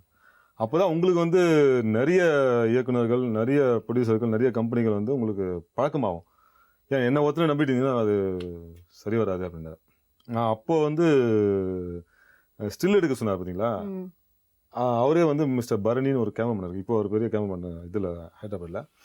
அவர் அப்போ அசோசியேட் கேமராமேன் இருக்கும்போது அவர்கிட்ட சொல்லி அவரும் மிஸ்டர் ராஜ்பாபுன்னு ஒரு ஸ்டில் ஃபோட்டோகிராஃபர், அவங்க 2 பேர் தான் என்னை கூட்டின்னு போயிட்டு பீச்சில் லைவாக சென்ட்ரல் பக்கத்தில் ஒரு டீ கடை, ஒரு ரோட்டோரமாக ஒரு இட்லி கடை இருக்கும். அந்த கடையில் நான் உட்காந்து இட்லி சாப்பிட்ற மாதிரி இப்படி வெரைட்டியாக லைவாகவே எடுத்தாங்க. அப்படி ஒரு ஸ்டில் வந்து பீச்சில் நான் புனமாக கிடக்கிற மாதிரி ஒரு ஸ்டில் எடுத்தாங்க. இப்படி ஒரு வெரைட்டியாக எடுத்தாங்க. அதில் அப்போ அந்த காலகட்டத்தில் வந்து சினிமா டேரி ஒன்று இருக்குது. ஸோ அதில் வந்து இது ஒரு ஸ்டில்லை கொடுங்க அப்படின்னாரு வசந்தபாலன் சார். அவர் ஒரு ஸ்டில்லை செலக்ட் பண்ணார். எந்த மாதிரி ஸ்டில்னா, நான் பீச்சில் வந்து பிணமாக கிடக்கிற மாதிரி ஒரு ஸ்டில் எடுத்தேன்னு சொன்னேன் இல்லைங்களா, அந்த ஸ்டில்லை வந்து கொடுங்க சொன்னார். நான் கேட்டேன், என்ன சார் முதல்ல நான் ஸ்டில் கொடுக்குறேன், கொஞ்சம் அழகாக கொடுத்தானே சார் கூப்பிடுவாங்க அப்படின்னு. இல்லை டெய்ரியில் வந்து எல்லாருமே அழகாக கொடுத்துருப்பாங்க, அப்படியே பேஜை திருப்பிட்டே போவாங்க, நீங்கள் இந்த மாதிரி ஒரு ஸ்டில் கொடுத்தீங்கன்னா டிஃப்ரெண்ட்டாக இருக்கும். யார் அவன் இப்படி புனமாக கொடுத்துருக்கானே அப்படிங்கிறதுக்காகவாது ஒரு ஃபியூ செகண்ட்ஸ் பார்ப்பாங்க அந்த ஸ்டில்லை. ஸோ அதனால் கொடுங்கனார். எனக்கு விருப்பம் இல்லைனாலும் அவர் சொன்னாரே அப்படிங்கிறதுக்காக அதை கொடுத்தேன். ஆனால் அது கொடுத்ததுக்கு ரியாக்ஷன் வந்து உண்மையிலே நல்லபடியாக இருந்தது. ஏன்னா பல பேர் அப்புறம் கேட்டாங்க பிற்காலத்தில், அப்போ என்னை வந்து யாரும் ஐடென்டிஃபை பண்ண முடியல. பின்னாடி வந்து நிறைய பேர் அந்த ஸ்டில் நீங்கள் தானே, எப்படி இது மாதிரி ஒரு ஸ்டில்லை கொடுத்தீங்க அவசரமா அப்படின்னு சொல்லிட்டு நிறைய பேர் கேட்டிருக்காங்க. ஸோ அந்த அளவுக்கு அந்த ஸ்டில்லு வந்து ஒரு வித்தியாசமாக இருந்தது. அதுதான் என்னோட முதல் படி. ஸோ அப்போ தான் நான் வந்து கொஞ்சம் நடிக்க கற்றுக்கணும்னு சொல்லலாம். இது எந்த வருஷம் இருக்கும்? 98 98. ஓ 98 இது நடந்தது. ஆமாம் 98 இது உங்களுக்கு கல்யாணம் ஆயிடுச்சு இப்போ? 2002 கல்யாணம் ஆச்சு. அப்போ நீங்கள் வேலை பார்த்துட்டு இருந்தீங்களா? அப்போது வந்து வேலை பார்க்கல ஆக்சுவலாக. 2000 அதான் முதல்ல வந்து சீரியல் மட்டும் தான் பண்ணிட்டு இருந்தேன். ஒரு நாள் 2 நாள் ஆஃபீஸ் லீவ் போடுவேன், சீரியல் மட்டும் பண்ணிட்டு இருந்தேன். அம்மானு ஒரு சீரியல் பண்ணேன். அந்த சீரியலில் வந்து ரொம்ப பிரபலமாக அந்த டைமில் பேசப்பட்டது. ஒரு 5 எபிசோட் பண்ணுறதுக்காக தான் நடிக்கிறதுக்காக தான் போனேன் ஆக்சுவலாக. டைரக்டர் சோலைராஜா சார் என்ன பண்ணார், நல்லா நடிக்கிறதை பார்த்துட்டு ஒரு 90 எபிசோடு முழுக்க வில்லனாக வரா போல் என்னோட கேரக்டர் டெவலப் பண்ணி விட்டார். ஸோ அந்த 90 எபிசோட் பண்ணும்போது தான் நான் வந்து ஒரு கான்ஃபிடென்ட் வந்து எனக்குள்ளே, சரி நம்மளாலும் நடிக்க முடியும், ஸோ நாமளும் நல்லா நடிக்கணும் வருவோம் அப்படின்ற கான்ஃபிடென்ட் அந்த சீரியலில் நடிக்கும்போது தான் கிடைச்சிது எனக்கு. இப்போ நீங்கள் கல்யாணம் ஆகும்போது உங்களுக்கு வேலை இல்லைன்னு சொன்னீங்கல்ல, எப்படி கல்யாணம் ஆச்சு? யார் பொண்ணு கொடுத்தாங்க? என் பேர் வந்து ரேணுகா தேவி. இந்த ஃபீல்டில் வர்றதால எல்லா வேலை வெட்டியும் விட்டுடும். வீட்டில் வந்து சரியாக குழந்தைங்கள கவனிக்க முடியாது, வீட்டுக்கார கவனிக்க முடியாது. ஆஃபீஸ் வர சொல்லிட்டாங்களே, சீக்கிரமாக போயிட்டு நம்ம டைரக்டரை பார்க்கணும், பார்த்தா தானே வாய்ப்பு கிடைக்கும். அதனால் என்ன பண்ணுவோம், வீட்டில் வேலையெல்லாம் போட்டுட்டு அப்படியே போயிடும். ஆஃபீஸ் போயிட்டு இங்கே வரும்போது வீட்டில் வந்தால் ஒரே சண்டையாக இருக்கும். எங்கே போனேன், எங்கே வந்தேன், சந்தேகப்பட்டு எவ்வளோ பிரச்சனைங்க இருக்குது. அதாவது ஒரு மாதம் வந்து இப்படியே நாங்கள் அலைஞ்சு திரிஞ்சிட்டு இருக்கிறதால வாய்ப்பு கிடைக்காம, இங்கே போய் பார்த்தா வாய்ப்பு கிடைக்கும், அங்கே போய் பார்த்தா வாய்ப்பு கிடைக்கும் சொல்லிட்டு இப்படியே ஒரு ஆஃபீஸாக போயிட்டே இருப்போம். எந்த வேலை வெட்டிக்கும் போக முடியாது. நமக்கு சினிமாவில் வாய்ப்பு கிடைக்கும்னு சொல்லிட்டு இந்த நம்பிக்கையிலே நாங்கள் இருப்போம். ஒவ்வொரு மாதம் சரியாக வீட்டு வாடகை கூட கட்ட முடியாது. ஏன் குழந்தைங்களுக்கு ஃபீஸ் கூட கட்ட முடியாது, நினச்சதை வாங்கி கொடுக்க முடியாது. இவ்வளோ பிரச்சனைங்களுக்கு நடுப்புறவும் நாங்கள் வந்து இந்த ஃபீல்டில் இருக்கோம் அப்படின்னு சொன்னாக்கா, நிச்சயம் ஒரு நாள் ஒரு நல்ல காலம் வரும், நல்ல கேரக்டர் ரோல் வரும் அப்படின்ற ஒரு நம்பிக்கையில் தான் போராடிக்கிட்டு இருக்கோம். என் பேர் லக்ஷ்மி. நான் வந்து 3 வருஷமாக நடிச்சிட்ருக்கேன் சினிமாவில். ஆனால் எனக்கு வந்து நல்ல கேரக்டர் ரோலுன்றது சொல்ல முடியாமல் இருக்குது. இதுக்கு மேல் கொண்டும் கிடைக்குன்ற ஒரு நம்பிக்கையில் தான் நாங்கள் வாழ்ந்துட்டுருக்கோம். இதனால் எவ்வளோ கஷ்டங்களை நாங்கள் அனுபவிச்சிருக்கோம். இன்றைக்கும் நல்ல சான்ஸ் கிடைக்கும் அப்படின்ற ஒரு நம்பிக்கையில் வந்துட்டுருப்போம்.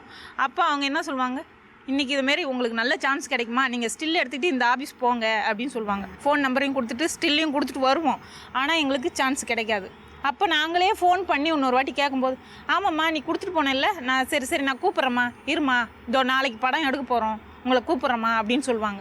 அப்போ நாங்கள் எவ்வளோ தூரம் நம்பிக்கையோடு தான் இருக்கோம். இன்னி வரைக்கும் அந்த நம்பிக்கையாக தான் இருக்கோம். அப்படி இருந்து ஏதாவது 1, 2 நடிச்சிட்டு தான் இருக்கோம். இருந்தாலும் எங்களுக்கு மனசு திருப்தியாக இன்னும் எதுவுமே அந்த சான்ஸும் வரல. இப்போ நீங்கள் கல்யாணம் ஆகும்போது உங்களுக்கு வேலை இல்லைன்னு சொன்னீங்கல்ல, எப்படி கல்யாணம் ஆச்சு? யார் பொண்ணு கொடுத்தாங்க? 98 நான் ஃபிலிம் இண்டஸ்ட்ரி என்ட்ரு ஆகும்போது கல்யாணம் பொண்ணு அந்த ஐடியாவில் இல்லை, விட்டு வெளியே வந்திருக்கேன். அப்போ ஒரு 99 ஸ்டார்டிங்லேயே வந்து மறுபடியும் வீட்டில் எல்லாம் வந்து இப்போ என்னை பார்க்க ஆரம்பிச்சிட்டாங்க. எல்லாமே மறுபடியும் ஃபேமிலி ஜாயின் ஆகிட்டோம். ஆனால் வந்து விட்டு வெளியே தான் இருக்கேன். ஆனால் பேச்சுவார்த்தையெல்லாம் இருக்கணும். அப்போ எனக்கு கல்யாணம் பண்ணணும்னு சொல்லிட்டு எல்லோரும் இது பண்ணும்போது, அப்போ நான் 2000 வேலை வர விட்டுட்டேன். 2000 முதல் ஒன்று பண்ணும்போது நான் வந்து வேலையில் இல்லை. 2000 ஏன்னா சங்கர் சாரை பார்த்து என்னை செலக்ட் பண்ணார். அந்த படத்தில் செலக்ட் பண்ணும்போது 2 வாரம் அவுட்டோர் கூப்பிட்டுருந்தாங்க. 2 வாரம் ஆஃபீஸில் லீவ் கிட்டேன்னு தெரில, either you good the job are you good the shooting அப்படின்னாங்க. ஓகே அது குட் த ஜாப் அப்படின்னு சொல்லி உடனே ரெசிக்னேஷன் லெட்டர் எழுதி கொடுத்துட்டு வந்துட்டேன். அப்புறம் அங்கே போனப்போ தான் தெரிஞ்சது 1000 பேரில் நானும் ஒருத்தன். அட்மாஸ்பியர் அப்படின்ற வார்த்தைக்கு சினிமாவில் என்ன அர்த்தங்கிறது அப்போ தான் நான் புரிஞ்சுக்கிறேன் ஆக்சுவலாக. ஸோ வேலையாக போச்சு, சினிமா தான் இனிமேல் லைஃப்னு ஆகி போச்சு. ஸோ இந்த காலத்தில் வந்து எங்கள் சொந்தக்காரங்களில் யாரும் பொண்ணு தரதுக்கு முன் வரல. எங்கள் ஃபேமிலி பேக்ரவுண்டை பார்த்து எல்லாமே வருவாங்க. அப்புறம் நான் சினிமாவில் இருக்கேன்னு தெரிஞ்ச உடனே கடைசி நேரத்தில் எல்லாருமே வந்து விலைக்கு போயிடுவாங்க. ஸோ அந்த மாதிரி இருக்க காலகட்டத்தில் 2 பொண்ணு கடைசியாக எனக்கு ஓகே ஆச்சு. இந்த 2 பொண்ணில் எந்த பொண்ணு அப்படின்னு சொல்லிட்டு வீட்டில் எல்லாம் டிஸ்கஸ் பண்ணும்போது நான் சொன்னேன், எனக்கு வேலைக்கு போகிற பொண்ணு எனக்கு வேண்டாம், நான் சம்பாதிச்சு குடும்பத்தில் அளவுக்கு இருக்கிற ஒரு பொண்ணு தான் வேணும்னு சொல்லிட்டு வேலைக்கு போகாத பொண்ணை பார்த்து செலக்ட் பண்ணேன். ஒரு நாள் எங்கள் மாமனாரும் மாமியார் மட்டும் வந்து பார்த்துட்டு போனாங்க. பார்த்த உடனே ஓகேங்கன்னு சொல்லிட்டு போயிட்டார் மாமனார். அவங்க வேலை பண்ணல அப்போ வேலை பண்ணல. ஆனால் படிச்சிருக்காங்க, பிஎஸ்சி ஜுவாலஜி படிச்சிருக்காங்க. ஸோ போகும்போது அப்போ எங்கள் மாமனார் அப்புறம் தான் விசாரிக்கும் போது தெரிஞ்சது, எங்கள் மாமனார் வந்து ஜென்ரேட்டர் ஆப்ரேட்டர். அவர் ஆக்சுவலாக சினிமா ஜென்ரேட்டர் வருது இல்லைங்களா, அதில் வந்து ஜென்ரேட்டர் ஆப்ரேட்டர். ஸோ அதனால் அவருக்கு ஒரு கான்ஃபிடென்ட், என்னை பார்த்த உடனே ஒரு கான்ஃபிடென்ட் வந்தது. ஸோ இவன் வந்து வந்துருவார் அப்படிங்கிற கான்ஃபிடென்ட் வந்து அப்போ தான் அந்த அம்மா சீரியல்லாம் டெலிகாஸ்ட் ஆகிட்டு இருந்தது டிவியில்.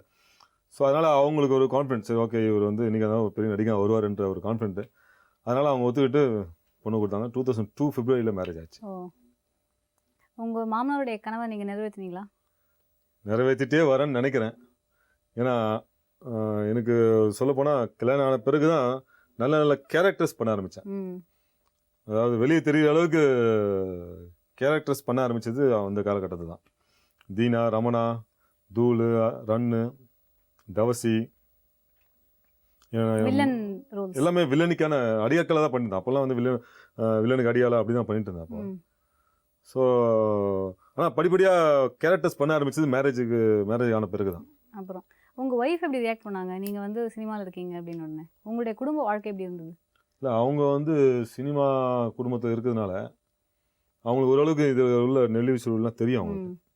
ஸோ அதனால் அவங்க ஃபுல் கோஆப்ரேஷன். அவங்க ஃபேமிலியே எனக்கு ஃபுல் கோஆப்ரேஷன். எங்கள் மாமனார் ஃபேமிலி வந்து ஃபுல் கோஆப்ரேஷன். ஏன்னா நான் வீட்டு விட்டு வெளியே வந்ததுனால எங்கள் ஃபேமிலியில் வந்து கல்யாணம் முடிச்சுட்டு அவங்க வேலையை பார்க்க ஆரம்பிச்சிட்டாங்க.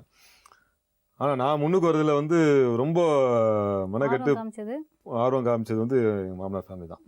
அவங்க மாமனார் மாமியார் 2 பேருமே வந்து எனக்கு ஃபுல் சப்போர்ட். எப்போ எனக்கு ஃபைனான்சியலாக கொஞ்சம் ப்ராப்ளம் இருந்தாலும் அவங்க தான் பணம் கொடுத்து ஹெல்ப் பண்ணுவாங்க. மறுபடியும் பணத்தை திருப்பி கொடுப்பேன், அது ஒரு விஷயம். இருந்தாலும் ஃபுல் கோஆப்ரேட் பண்ணுறது அவங்க தான். ஏன்னா என் மாமனார் சீரியல்லாம் நிறைய ஒர்க் பண்ணிட்டுருக்காரு. ஸோ அவர் ஒர்க் பண்ண சீரியல்ஸ்லையும் என்னை சொல்லிவிடுவார். ஸோ அந்த மாதிரி நிறைய சப்போர்ட்டிவாக தான் இருந்தாங்க. இப்போ நிரந்தரமான வருமானம் இருந்திருக்கா அவங்களுக்கு இத்தனை வருஷமா? இது வரைக்கும் கல்யாணத்துக்கு அப்புறம் இப்போ பார்த்தீங்கன்னா அதான் அது சொல்லணும் உங்ககிட்ட. அரசுன்னு ஒரு படம் பண்ணேன், சரத் சாரோடைய அடியாலாம் பண்ணியிருந்தேன். அந்த படம் நல்லா வெற்றிகரமாக ஓடிச்சு. எனக்கும் நல்லா ரீச் அதில் கிடச்சிது. அதில் அதுக்கப்புறம் உடனே சத்ரபதிங்கிற படம், அதே கம்பெனி ஜே குட் ஃபிலிம்ஸ்னு, அதே கம்பெனி சத்ரபதிங்கிற படம் அடுத்து பண்ண போகிறாங்க. அந்த படத்தில் வந்து ஒரு ஹீரோக்கு மெயின் ஃப்ரெண்டாக ஒரு முக்கியமான ஒரு கேரக்டர் ப்ரொடியூசர் கூப்பிட்டு சொன்னார், சம்பத் சார் இது வந்து ஒரு நல்ல அருமையான கேரக்டர், ஹீரோக்கு அடுத்து நீங்கள் தான் மெயின் லீட் ரோல் பண்ணுறீங்க. ஸோ இந்த படம் வந்துன்னா இன்னும் அடுத்த ஸ்டெப்புக்கு நீங்கள் போவீங்க. அதனால் இந்த படம் முடிய வரைக்கும் எங்கேயும் போகக்கூடாது. 3 மாதத்தில் படம் முடிஞ்சிடும். ஆனால் இந்த படம் முடிய வரைக்கும் எங்கேயும் போகக்கூடாது. கொடுக்குற சம்பளத்தை வாங்கிக்கிங்க, ஆனால் இந்த கேரக்டர் நல்லா பேசப்படும் அப்படின்னா. எப்பவுமே அடியாலாக பண்ணிட்டு இருக்கணும்னு நமக்கு ஆசை கிடையாது. அடுத்த ஸ்டெப்புக்கு போகணுன்ற ஆர்வம் நமக்கும் இருக்கும். ஏன்னா அப்போ தானே சினிமாவுக்கு வந்தது நோக்கம் நிறைவேடுங்கிறதுனால ஸோ ரிஸ்க் எடுப்போன்றதுக்காக நானும் அந்த படத்தை ஒத்துக்கிட்டு அக்ரிமெண்ட்டில் சைன் போட்டு பண்ணேன். ஸோ சத்ரபதிங்கிற படத்தில் கமிட் ஆன நாள்லேருந்து வேறு எந்த வேலைக்கும் போகல. அதுலேயும் வந்து ரொம்ப கம்மி சம்பளம் தான். நான் வாங்கிட்டு இதில் 10ல் 1 பங்கு தான் அந்த படத்தில் சம்பளம். சரி, சம்பளத்தை பார்க்க முடியாது, ஒரு படம் நம்ம இப்படி பண்ணி நம்ம அடுத்த ஸ்டெப்புக்கு போகணும் அப்படிங்கிறதுக்காக நானும் அந்த ஒருத்தர் பண்ணேன். 3 மாதம் முடிய வேண்டிய படம் வந்து கொஞ்சம் கொஞ்சமாக இழுத்து 9 மாதம் ஆச்சு. ஸோ சினிமா மட்டுமே நம்பி இருக்கிற நான் 9 மாதம் வேலை இல்லைன்னா எவ்வளோ கஷ்டம் இருக்குன்றத நீங்கள் பார்க்குற எல்லாம் புரிஞ்சுக்கணும்னு நினைக்கிறேன். அந்த காலகட்டத்தில் வந்து நான் ஓட்டிட்டு இருந்த புல்லட்டு, தீனா படம் பார்த்தீங்கன்னா அஜித் சார் என் புல்லட் தான் ஓட்டிட்டு இருப்பார் அந்த படம் ஃபுல்லாகவே. ஸோ அப்படி ஆசாசியாக மெயின்டைன் பண்ணியிருந்த ஒரு புல்லட்டை விற்று தான் என் ஃபேமிலியை ரன் பண்ணணுங்கிற கட்டாயத்தில் அந்த டைம் அது மாதிரி ஒரு ரொம்ப கஷ்டப்பட்டேன் அந்த பீரியடில். அப்போ என் மாமனார் சொன்னார், நீங்கள் ஏங்க பொண்ணு படிச்சிருக்கா, பொண்ணு வந்து வேலைக்கு அனுப்புங்க. ஸோ அவள் சம்பாதிட்டோம், அந்த பணத்தை வச்சு நீங்கள் குடும்பத்தை ரன் பண்ணலாம், உங்களுக்கு எப்போ வாய்ப்பு வருதோ அப்போ நீங்கள் உங்கள் லட்சியத்தை அடையுங்க அப்படின்னு சொல்லிட்டு சொன்னார். அப்போ நீங்கள் என்ன சொன்னீங்க அதுக்கு? எனக்கு ஃபஸ்ட்டு விருப்பம் இல்லை, வேலைக்கு போகாத பொண்ணை தான் நம்ம கல்யாணம் பண்ணணும்னு நினச்சது. சரி, காலத்துக்கு கட்டாயம், சரி வேலைக்கு அனுப்புன்னு சொல்லிட்டு என் ஃப்ரெண்டோட ஆஃபீஸ் தான், ஃப்ரெண்டோட ஆஃபீஸில் டீனருக்கு வேலைக்கு அனுப்பிச்சேன். நான் தான் டெய்லி கொண்டு போய் பிகினிங்கில் நான் தான் கொண்டு போய் விட்டு வருவேன். அப்போ புல்லட்டும் இல்லை, புல்லட்டும் வித்தாச்சு. அப்போ தான் அந்த காலகட்டத்தில் தான் நான் பிறந்து வந்து நடந்து வீட்டுக்கிட்ட போயிருக்கேன், சைக்கிளில் போவேன், எல்லாம் போயிருக்கேன் சின்ன வயசில். ஒரு நினைவு தெரிஞ்சு ரோட்டில் நடந்து போகிறது வந்து அந்த காலகட்டத்தில் தான். ஐ மீன் எங்கேயோ ஆஃபீஸ் போனால் கூட நடந்து போய் பைக்கு தான் விற்றுட்டேன். பைக் விற்று அந்த சத்ரபதிங்கிற படம் பண்ணுற காலத்தில் இந்த 9 மாதம் இடைப்பட்ட அந்த 9 மாதம் காலகட்டத்தில் என் பைக்கும் கிடையாது, பைக்கும் விற்றாச்சு. பஸ்ஸில் போகிறது காசு இருக்காது அப்போ. ஏன்னா இந்த படத்தில் வந்து மெயின் கேரக்டர் வில்லன் கிடையாது, மெயின் கேரக்டர் ஒரு மைண்டில் ஏற்றிட்டதுனால எந்த ஒரு கான்சன்ட்ரேஷன் பண்ணல அந்த டைமில். இந்த படம் முடியணும், இந்த படம் முடிஞ்சு நமக்கு ஒரு லைஃப் வரும் அப்படிங்கிற ஒரே காரணத்துக்காக எந்த ஒரு இதுவும் பண்ணாமல் பஸ்ஸில் போகிறதுக்கு காசு இருக்காது. அப்போ நடந்தால் போவோம், கட்சி இப்போ வந்து கட்டிட்டேன். அப்போ ஓரளவுக்கு ரீச் ஆகிட்டாங்க. எங்கே போனாலும் இதோட தலை வராரு அப்படின்வாங்க. ஏன்னா தீனாவில் வந்து அஜித் சார் கூடவே வந்ததுனால நல்லா ரீச் ஆயிருந்தது. அரசு படமும் அப்போ ஒரு பெரிய ஹிட்டு படம். அதனால் ஓரளவுக்கு ரீச் ஆகிட்டேன். அப்போ எங்கே போனாலும் தெரியும் இதோட நடிகர் போகிறார் அப்படின்ற மாதிரி அந்தளவுக்கு தெரிஞ்சிருந்தது. அப்போ அதில் போனால் அசிங்கமாக இருக்குமென்றக்காக கட்சி கட்டிட்டு தான் எங்கேயுமே போவோம் அப்போ அந்த காலகட்டத்தில். ஸோ அப்போ தான் என் ஒய்ஃப் வேலைக்கு போக ஆரம்பிச்சு. அவங்க சம்பாதிச்சது தான் குடும்பமே நடந்தது அந்த ஒரு 5 months அந்த பீரியடில். அதுக்கப்புறம் படமும் ரிலீஸ் ஆகி படமும் வெற்றி அடிக்கல. அப்போ நீங்கள் எப்பயாவது வந்து ஏன்டா சினிமாவுக்கு வந்தோம் அப்படின்னு வந்துட்டு இருக்கீங்களா? இல்லை நான் எவ்வளோ கஷ்டப்பட்டு இருந்தாலும் காலகட்டத்துலையும் ஏன்டா சினிமாவுக்கு வந்தால் மட்டும் நினச்சது கிடையாது. ஏன்னா நான் இதை வந்து விரும்பி தான் நான் எடுத்துக்கிட்டேன். ஏன்னா இந்த ஃபீல்டுக்கு வரதுக்கு முன்னாடி நான் இதுக்கு தான் வரும்னு நினச்சி நான் வரல. ஒன்ஸ் இதுக்கு வந்துட்ட பிறகு ஃபுல் இன்வால்மெண்ட் ஆகி முழு திருப்தியோட தான் இதில் வேலையை விடும்போது கூட எனக்கு வருத்தமே இல்லை. இதில் நம்ம ஜெயிப்போம். ஏன்னா அது என்னன்னு தெரியல, முதலேருந்து அது கான்ஃபிடென்ட். ஒரு வேளை ஆண்டவன் கொடுத்த இந்த ஆண்டவனும் எங்கள் பெற்ற தாய் தகப்பன் கொடுத்த இந்த உடம்புனாலையா என்னன்னு தெரியல. ஏன்னா ஹைட் வெயிட் இருக்கிறதுனால தான் அந்த அளவுக்கு எனக்கு வாய்ப்புகள் கிடைச்சிது. ஸோ அதனால் கான்ஃபிடென்ட் மட்டும் எப்பவுமே இருந்தது. சரி எப்படியும் வந்துடுவோம், இந்த ஃபீல்டு நமக்கு வந்து நல்லாயிருக்கும் அப்படின்ற ஒரு கான்ஃபிடென்ட் மட்டும் எப்பவுமே இருந்தது. இப்போ உங்களோட எய்ம் என்ன, உங்களோட பிளான் என்ன? நான் சினிமாவில் என்ட்ரு ஆகும்போது நம்ம முகம் வெளியே தெரிஞ்சால் போதும், சினிமா அந்த ஃப்ரேமுக்குள்ளே தெரிஞ்சால் போதுன்ற எண்ணத்தோட தான் உள்ளே வந்தேன். ஸோ இதில் வந்து பெரிய ஹீரோ ஆகணும், பெரிய வில்லன் ஆகணுன்ற எய்ம்லாம் வரல. நீங்கள் சொல்லப்போனால் என்னோட படம் முதல்வன், அந்த படத்தோட ஃபஸ்ட்டு ஷோக்கு என் ஃப்ரெண்ட்ஸ் கூட ஒர்க் பண்ண ஃப்ரெண்ட்ஸ் எல்லாரும் கூப்பிட்டு படம் பார்க்கும்போது என் கூட ஒரு ஃப்ரெண்ட்ஸ் எப்படா கேட்டுருக்கேன். வருவான் இறான்னு சொல்லிட்டுருக்கேன். அப்படி ஆர்வமாக பார்த்துருக்கேன். எப்போ நான் தெரியலன்ற ஒரு ஆர்வத்தோடு பார்த்துட்ருக்கேன். அந்த படத்தில் வந்து ரகுவன் சார் அந்த வில்லேஜுக்கு வருவார். அப்போ அவர் கூட செக்யூரிட்டி மாதிரி, போலீஸ் இன்ஸ்பெக்டர் கேரக்டர் செக்யூரிட்டி மாதிரி கூட போங்கன்னு சொல்லிட்டே வருவேன். அந்த சீனு வந்த திரையில் ஒரு செகண்ட் தான் வந்து எங்கடா அது போச்சு உடனே சொல்ல அதுக்குள்ளே போயிடுச்சு. ஸோ படத்தில் என்னையே நானே தேட வேண்டியதாக போச்சு. ஸோ அந்த லெவலு தான் ஃபஸ்ட்டு படம் இருந்தது. ஸோ அதுக்கப்புறம் தான் சரி வாழும் சாவும் நமக்கு வந்து சினிமா தான் நான் முடிவாகி போச்சு. சரி இனிமேல் கேரக்டராக பண்ண முயற்சி பண்ணுவோன்னு பல வருஷம் முயற்சி பண்ணதில் அப்போ தான் தீனான்ற படத்தில் முகம் வெளியே தெரிய ஆரம்பிச்சிது. அதுக்கப்புறம் தவசி அப்படிங்கிற படத்தை தான் முதல்ல ஒரு கேரக்டர்னு பண்ணுறேன். ஒரு ஊமையான ஒரு கேரக்டர் பண்ணியிருந்தேன் கேப்டன் சாவாக்க படத்தில். ஸோ அந்த படம் அப்புறம் இதை விட பெட்டராக ட்ரை பண்ணுமே அப்படிங்கிற ட்ரை பண்ணி தான் ஒரு 4-5 வருஷம் கழித்து குப்பி அப்படிங்கிற ஒரு படம், அது கன்னடத்தில் தான் முதல்ல எடுத்தாங்க. சைனைட் அப்படின்னு இலங்கை தமிழர்கள் பற்றின ஒரு கதை. அது அந்த படத்தில் தான் ஒரு ஃபுல் ஃப்ளெஜ்டு ஒரு கேரக்டராக. அந்த படம் சரியாக தமிழில் போகல, ஆனால் கன்னடத்தில் நல்லா போச்சு. இதில் வந்து ஒரு கேரக்டராக ஒரு இலங்கை தமிழாக பண்ணியிருந்தது எல்லாருக்கும் பிடிச்சிருந்தது. பட் இங்கே என்ன தெரியல, தமிழில் சரியாக போகல அது குப்பின்ற படம். அந்த படத்தில் வந்து நல்ல நேம் கிடச்சி, ஒரு நல்ல நடிகன் அப்படின்ற ஒரு நேம் கிடச்சிது. அந்த படம் ரிலீஸ் ஆன பிறகு தான் இன்னும் நல்லா பண்ணும். ஏன்னா நமக்கு வந்து 4 பேர் புகழ நமக்கு வந்து ஆசைகளை வந்து அடுத்த ஸ்டெப்புக்கு போகணும்னு தோணும். அப்படி ட்ரை பண்ணிட்டு இருக்கும்போது தான் ராமேஸ்வரம் அப்படிங்கிற ஒரு படம், அதுவும் ஒரு இலங்கை தமிழர்கள் பற்றின கதை, ஒரு இலங்கை அகதியாக நான் பண்ணியிருந்தேன். அதில் அப்போது அந்த டைலாக் வந்து அருமையான டைலாக். ஸோ அதனால் அந்த கிளாப்ஸ் கிடைச்சிது அந்த தேட்டரில் ஃபஸ்ட் ஷோ பார்க்கும்போது. ஸோ அதுக்கப்புறம் அடுத்த என்ன டைலாக்னு சொல்ல முடியுமா? எங்களோட ஜனங்களில் கை கால் போனவங்க நிறைய பேர் இருக்காங்க, ஆனால் ஒருத்தனுக்கும் தன்னம்பிக்கையோ தன்மானமோ போயிடல அப்படின்னு. அந்த டைலாக்கு தான் கிளாப்ஸ் வந்து. ஸோ அந்த கிளாப்ஸ் கிடைக்கும்போது எனக்கு ரொம்ப சந்தோஷமாக இருந்தது. சரி வாழ்க்கையில் இத்தனை வருஷமாக ஃபீல்டில் கஷ்டப்பட்டதுக்கு அந்த கிளாப்ஸ் தட்டின உடனே எல்லாமே பறந்து போச்சு.